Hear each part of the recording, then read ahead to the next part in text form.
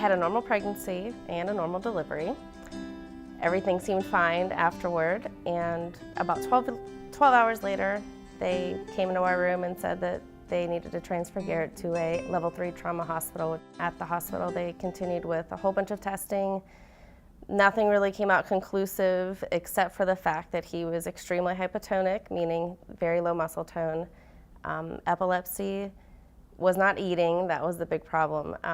He was not sucking on a bottle or sucking on anything, and wouldn't take any nutrition except for via NG tube down his nose. At 6 weeks, we could take him home if we got a feeding tube put in his belly, not the NG tube through his nose.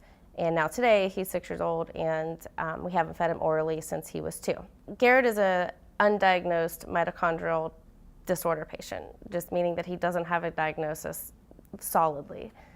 Because of this, he's on 20 medications to help with several different disorders, including brain, respiratory, and GI issues. His main daily care that we have to do revolves around respiratory, which all of these medications wreak havoc on his GI system, giving him anything from constipation to diarrhea on a daily basis.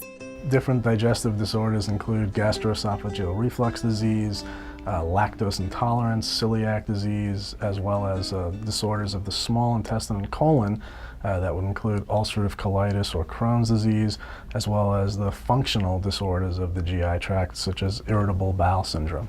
When you have diarrhea, obviously, just as a newborn would, you get diaper rash. And the hardest part about that is he's a big 6-year-old, and he's on his back a lot, he's on his sides a lot, he doesn't like being on his stomach.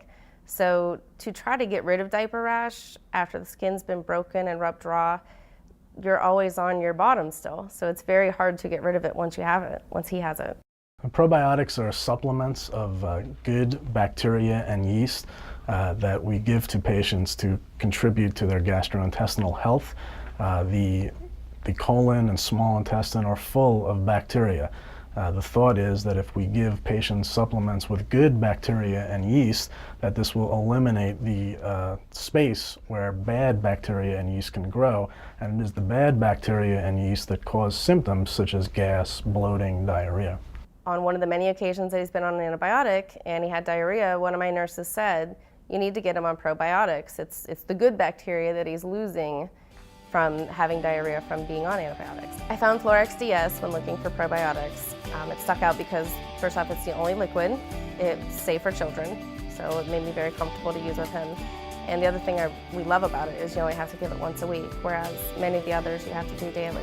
Today, Garret no longer gets diarrhea, which results in no diaper rash, no broken skin. And on the other side, he's no longer constipated either. He's just much more regular, all because of Florax DS. Ideally, we'll give intermittent treatments of antibiotics in severe cases, but allow the patient to take a natural way of getting good bacteria and yeast by taking a probiotic. We've been so happy with the Florax DS product that we looked into the other Hebron products. And my husband does get occasional heartburn, and they have Chios, which has helped him with that. My husband and I also take Florax DS along with Garret because while I was looking up the products, I found that they also help your immune system.